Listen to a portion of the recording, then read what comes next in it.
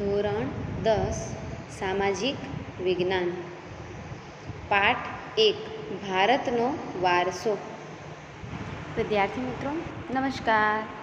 હવે આજે આપણે ધોરણ 10માં સમાજ વિદ્યામાં પાઠ 1માં ભારતનો પ્રાકૃતિક વારસો જોવાના છીએ। ગયા વિડીયોમાં આપણે સંસ્કૃતિનો અર્થ, ભારતની સંસ્કૃતિઓ એના વિશે આપણે જોઈ ગયા હતા, બરાબર? કે સંસ્કૃતિનો અર્થ શું છે, પછી ભારતનો સાંસ્કૃતિક વારસો કેવો છે એ આપણે જોયું હતું। હવે આજના વિડીયોમાં આપણે ભારતનો પ્રાકૃતિક વારસો અને ભારતનો સાંસ્કૃતિક વારસો એને જોવાના છીએ। તો ચલો શરૂ કરીશું ભારતનો પ્રાકૃતિક વારસો। પ્રકૃતિ, પર્યાવરણ અને માનવની વચ્ચેના નિકટતમ સંબંધનું પરિણામ એટલે પ્રાકૃતિક વારસો। પ્રાકૃતિક વારસો એ કુદરતની ભેટ છે।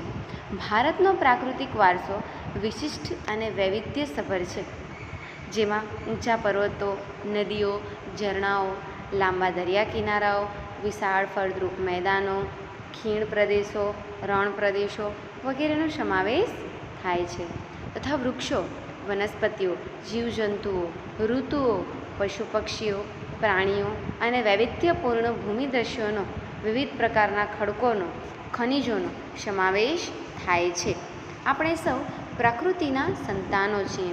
પ્રકૃતિએ આપણો આહાર, પાણી, શુદ્ધ વાયુ તેમજ નિવાસ જેવી લગભગ બધી જ આવશ્યકતાઓ માટે સુંદર વ્યવસ્થા કરી છે।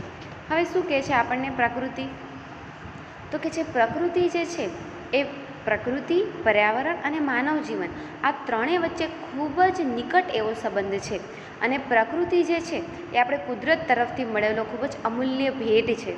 પ્રકૃતિમાં ઘણું બધું આવે છે, નદી છે, પર્વતો છે, ઝરણાઓ છે, દરિયા કિનારાઓ છે, પક્ષીઓ છે, પશુઓ છે, વૃક્ષો છે, પ્રાણીઓ છે, બરાબર? આ બધું જ પ્રકૃતિનું છે અને બધું જ આપણને કોણે આપેલું છે?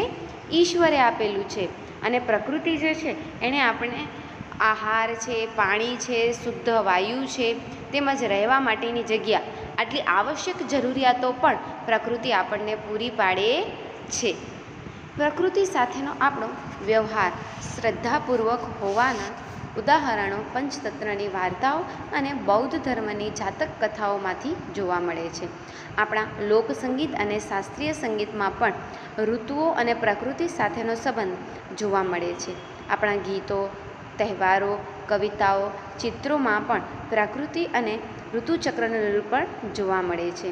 નિસર્ગોપચાર એટલે કે નેચરોપેથી, આયુર્વેદ, યુનાની જેવી ચિકિત્સક પદ્ધતિઓ પ્રકૃતિ પર આધારિત છે। હવે શું કહે છે આપણને કે પ્રકૃતિ જે છે એની સાથે આપણું શ્રદ્ધાપૂર્વક વ્યવહાર રહ્યો છે, એના ઉદાહરણો ઘણા બધા પંચતંત્રની વાર્તાઓમાંથી અને બૌદ્ધ ધર્મમાંથી આપણે જાણી શકીએ છીએ। અને એના ઉપરાંત લોકસંગીત છે, આપણો શાસ્ત્રીય સંગીત છે, એનામાં પણ ઋતુ અને પ્રકૃતિ સંબંધિત ઘણું બધું જોવા મળે છે। એના ઉપરાંત શું કહે છે કે જે નેચરોપેથી છે, આયુર્વેદ છે, યુનાની જેવી પદ્ધતિઓ છે, એ બધી ચિકિત્સક પદ્ધતિઓમાં પણ પ્રકૃતિ જે છે એ ખૂબ જ મહત્ત્વની છે અને એ પદ્ધતિઓ પણ પ્રકૃતિ ઉપર જ આધારિત છે। તો હવે જે આ પ્રાકૃતિક વારસો છે એનામાં ટોટલ 4 ભાગો પડે છે। પ્રાકૃતિક વારસાને 4 વિભાગમાં વહેંચ્યું છે। એક તો ભૂમિ દ્રશ્ય, બીજું છે નદીઓ, ત્રીજું છે વનસ્પતિ જીવો અને ચોથું છે વન્યજીવો। તો આપણે એ આજે જોવાનું છે। તો ચલો સૌ પ્રથમ આપણે જોઈએ ભૂમિ દ્રશ્યો। ભૂમિ દ્રશ્યો, ભૂમિ આકારો દ્વારા અનેક ભૂમિ દ્રશ્યોનું સર્જન જોવા મળે છે। દાખલા તરીકે હિમાલય પર્વત એ ભૂમિ આકાર છે। હિમાલયમાં અનેક પ્રકારની ઉપયોગી વનસ્પતિ, ખનિજો, અવનવા પશુ પક્ષીઓ અને શિખરો બરફથી છવાયેલા રહે છે। તેનાથી મોટી નદીઓ બારે માસ ભરપૂર પાણીથી સમૃદ્ધ રહે છે। તરાઈના જંગલો પણ ત્યાં આવેલા છે। હિમાલયમાં અમરનાથ, બદ્રીનાથ, કેદારનાથ જેવા યાત્રા સ્થળો પણ છે। નંદાદેવી જેવા શિખરો પણ આવેલ છે। ભારત માટે હિમાલયનું મહત્ત્વ ઘણું છે। હવે ભૂમિ દ્રશ્યોમાં શું કહે છે કે ભૂમિ આકાર દ્વારા ભૂમિ દ્રશ્યનું સર્જન થાય છે, જેનામાં મહત્ત્વનું છે હિમાલયનું પર્વત. ઉદાહરણ આપે છે કે હિમાલયનું પર્વત છે એ પણ આ ભૂમિ આકારોનું જ છે, અને આ હિમાલયનું પર્વત જે છે એના વિવિધ પ્રકારની વનસ્પતિઓ છે, ખનિજો છે, અવનવા અલગ અલગ જાતના પશુ પક્ષીઓ જોવા મળે છે, અને ત્યાંના શિખરો, ત્યાંના જે પર્વતો છે એ બધા જ બરફથી છવાયેલા રહે છે. અને એ બરફથી છવાયેલા રહે છે એને માટે ત્યાંની જે નદીઓ છે એ પણ 12 માસ કેવી રહે છે? પાણીથી ભરપૂર રહે છે. અને ત્યાં તરાઈના જંગલો પણ આવેલા છે, અને ત્યાં અમરનાથ, બદ્રીનાથ, કેદારનાથ જેવા આપણા મહત્ત્વના યાત્રા સ્થળો પણ આવેલા છે. તો આમ ભારતમાં આ હિમાલય જે છે એનું ખૂબ જ વધારે મહત્ત્વ જોવા મળે છે. તો વિદ્યાર્થી મિત્રો, ભૂમિ દૃશ્ય ખ્યાલ આવ્યું? ત્યાર પછી આપણે બીજું જોઈએ નદીઓ વિશે. નદીઓ પ્રાચીન કાળથી નદીઓ પ્રકૃતિ માર્ગ પૂરો પાડતી રહી છે. ભારતીય સંસ્કૃતિ સિંધુ અને રાવી નદીના કિનારે પાલન પોષણ પામી છે. હવે શું કહે છે? નદીઓ જે છે એ પ્રાચીન કાળથી જ ભારતના જીવનમાં ખૂબ જ મહત્ત્વનું અને અગત્યનું સ્થાન ધરાવે છે. પહેલાંની જે ભારતની સંસ્કૃતિ છે, પ્રાચીનતમ સંસ્કૃતિ, એ સિંધુ અને રાવી નદીના કિનારે જ પોષણ પામી છે, મતલબ ત્યાંથી જ આગળ વધી છે એવું માનવામાં આવે છે. એટલે નદીઓનું માનવ જીવનમાં ખૂબ જ વધારે અને અનેરું મહત્ત્વ રહેલું છે. સિંધુ, ગંગા, યમુના, સરસ્વતી, નર્મદા, ગોદાવરી, કૃષ્ણા, કાવેરી જેવી લગભગ બધી જ નદીઓને ભારતના લોકજીવન પર ગાઢ અસરો ઉપજાવી છે. પીવાનું પાણી, વપરાશનું પાણી, સિંચાઈ, વીજળી, ખેતી, જળમાર્ગ જેવી આપણી મહત્ત્વની જરૂરિયાતો સંતોષવામાં નદીઓનું સ્થાન અગ્રીમ છે. હવે શું કહે છે કે આ સિંધુ છે, ગંગા છે, યમુના છે, નર્મદા છે, ગોદાવરી છે, કૃષ્ણા છે, કાવેરી છે, આવી બધી જે નદીઓ છે એ ભારતમાં લોકજીવનની દ્રષ્ટિએ ખૂબ જ મહત્ત્વની છે.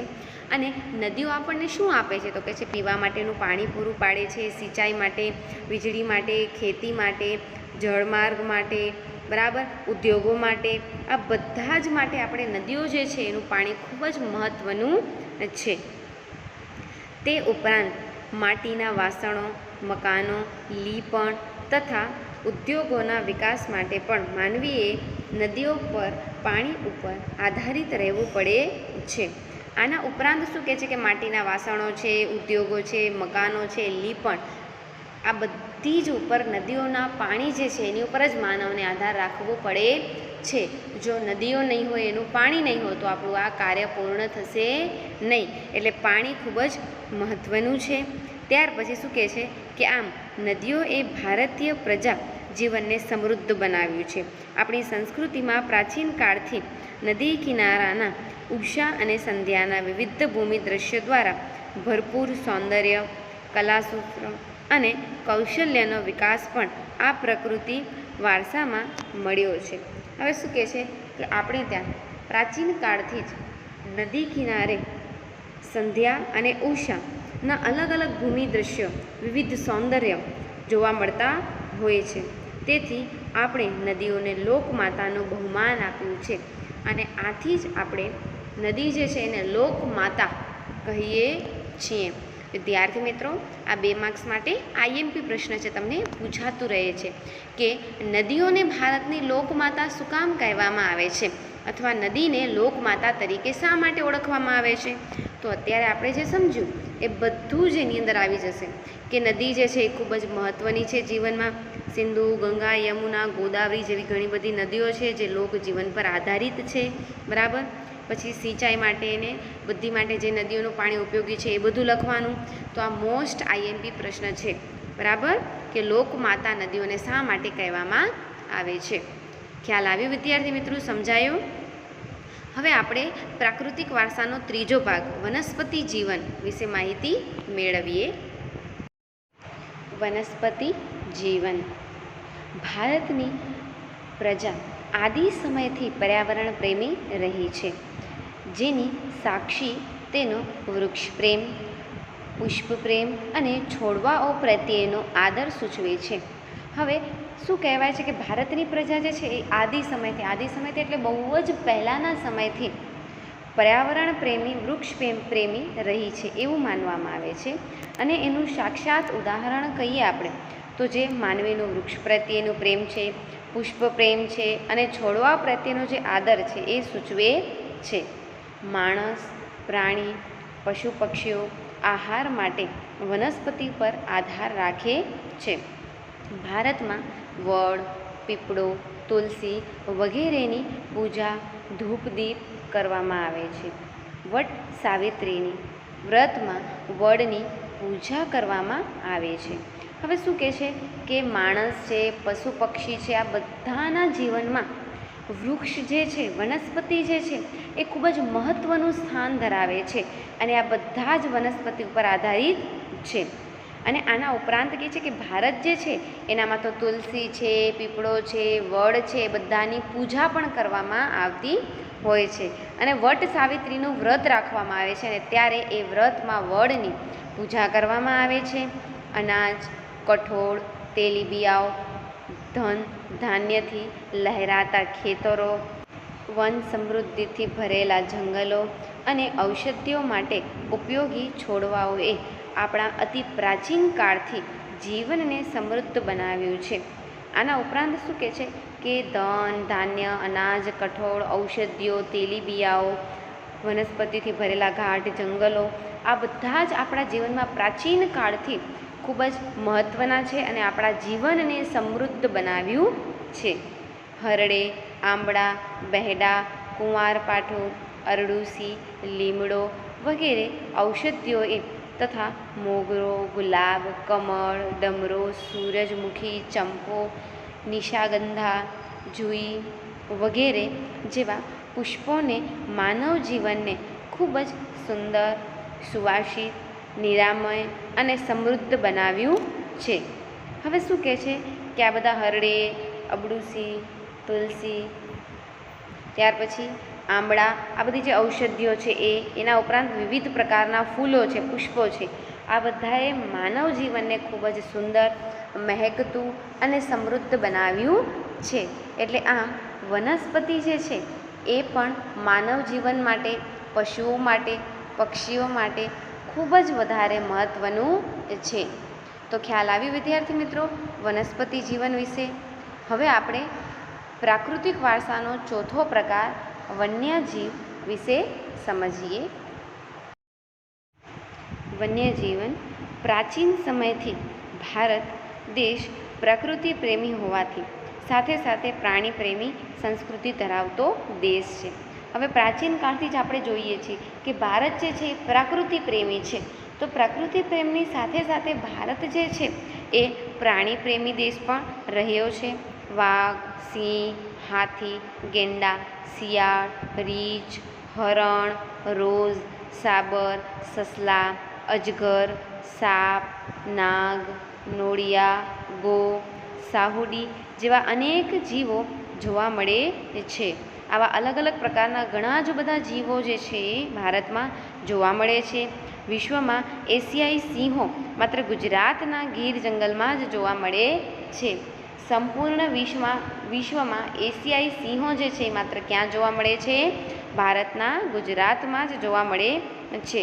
આપણી ધાર્મિક માન્યતાઓમાં લોકોએ કેટલાક વન્યજીવોને વાઘ, મોર, મગર, ગરુડ વગેરેને દેવી દેવતાઓના વાહન તરીકે સ્થાન આપ્યું છે. આપણી ધાર્મિક માન્યતાઓ પ્રમાણે આપણે જોવા જઈએ તો પ્રાચીન સમયમાં ઘણા બધા લોકોએ ગરુડ છે, સિંહ છે, ઘોડા છે, હાથી છે એ બધા જે છે મોર એ બધાને દેવી દેવતાઓના વાહન તરીકે એ લોકોએ સ્થાન આપ્યું છે. બરાબર કે મોર તો કે આ દેવીનું વાહન છે.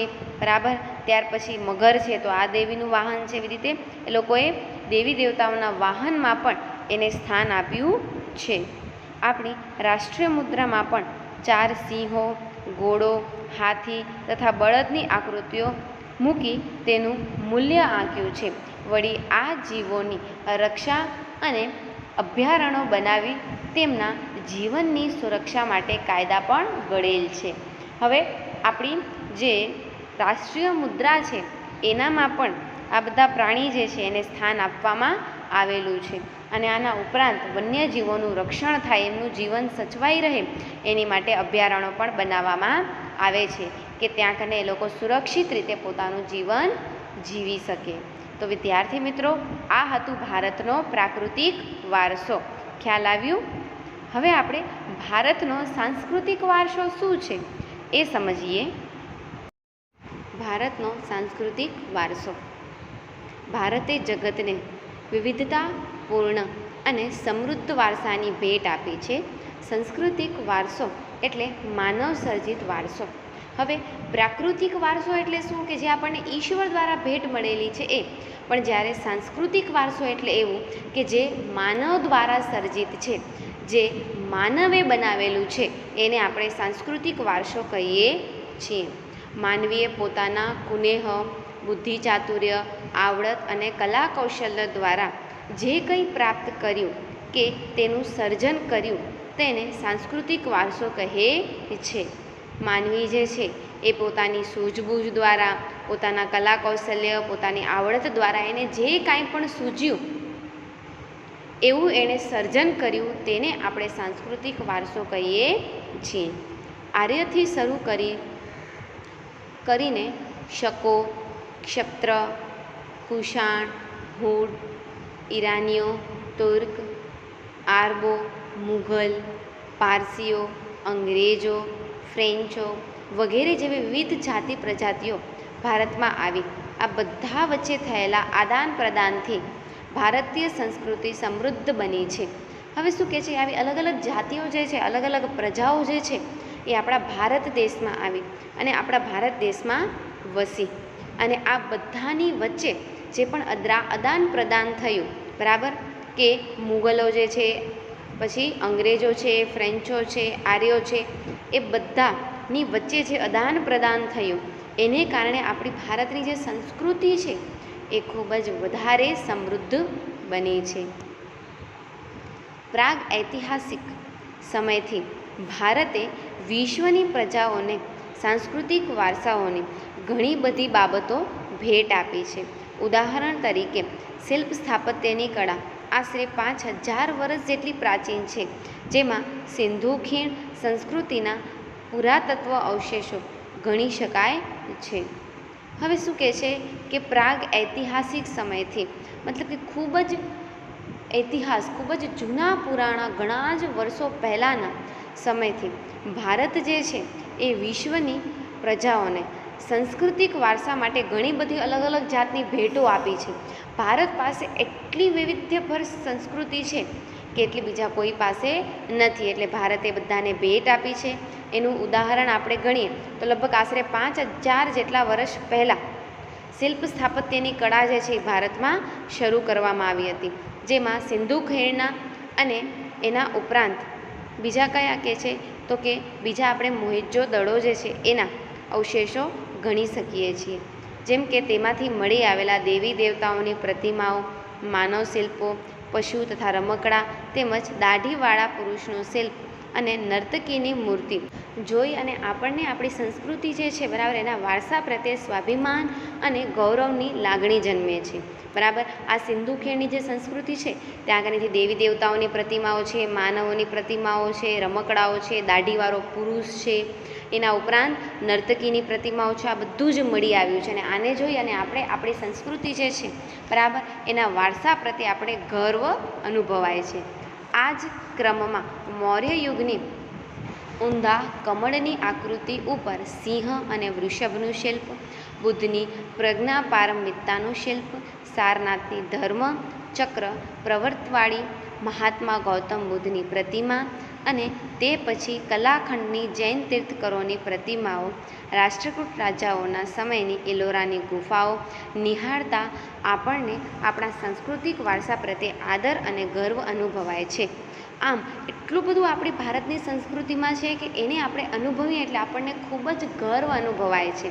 જેમ કે એલોરાની ગુફાઓ છે, જૈનોના તીર્થકરો છે, ગૌતમ બુદ્ધની પ્રતિમાઓ છે, બુદ્ધની પ્રતિમાઓ છે, બરાબર, આ બધું જ એટલું અદ્વિતીય અને અનન્ય છે કે એને જોઈ અને આપણે આપણા સાંસ્કૃતિક વારસા પ્રત્યે ગર્વ અનુભવાય છે. આપણા સાંસ્કૃતિક વારસામાં મંદિરો, શિલાલેખો, સ્તૂપો, વિહરો, ચૈત્યો, મકબરાઓ, મસ્જિદો, કિલ્લાઓ, ગુંબજો, રાજમહેલો, દરવાજાઓ, ઇમારતો, ઉત્ખનન કરેલા સ્થળો તેમજ ઐતિહાસિક સ્મારકોનો સમાવેશ કરી શકાય છે. આપણા સાંસ્કૃતિક વારસામાં આપણે શેનો સમાવેશ કરી શકીએ વિદ્યાર્થી મિત્રો? તો આનામાં કહે છે કે આપણા મંદિરો છે, શિલ્પો છે, સ્તૂપો છે, વિહરો છે, પછી મસ્જિદો છે, કિલ્લાઓ છે, રાજમહેલો છે, દરવાજાઓ છે, ઇમારતો છે, ઉત્ખનન કરેલા મતલબ કે જે ખોદકામ કરેલા અધૂરા પડેલા જે પણ બધા સ્થળો છે એ બધા સ્થળો ઐતિહાસિક સ્મારકોનો સમાવેશ આપણે કરી શકીએ છીએ. આપણા સ્વતંત્ર સંગ્રામના ઐતિહાસિક સ્થળો જેવા કે સાબરમતી આશ્રમ, દાંડી, બારડોલી, વર્ધા, શાંતિનિકેતન, દિલ્હી વગેરે પણ સાંસ્કૃતિક વારસા તરીકે ઓળખાવી શકાય છે. આપણા શું કહે છે કે સ્વતંત્રતા માટે જે પણ સ્થળો હતા, જ્યાં જ્યાં આપણે સ્વતંત્રતા માટેના આંદોલનો કરેલા હતા એ બધા સ્થળો પણ જેમ કે ગાંધી આશ્રમ છે, બારડોલી છે, શાંતિનિકેતન છે, આ બધા સ્થળો પણ સાંસ્કૃતિક વારસા તરીકે ઓળખાય છે. ભાષા, લિપિ, અંકો, શૂન્યની શોધ, ગણિત, પંચાંગ, ખગોળ, લોખંડ, સાહિત્ય, ધર્મ, પછી યુદ્ધશાસ્ત્ર, રથ, રાજ્યશાસ્ત્ર, પ્રાણીશાસ્ત્ર, વનસ્પતિશાસ્ત્ર, વાસ્તુશાસ્ત્ર, ધર્મો, ગણતંત્ર, ન્યાયતંત્ર, વિવિધ વિધાન, પર્યાવરણ, સુરક્ષા આદિ ઘણી મહત્ત્વની શોધો પણ ભારતમાં થઈ છે.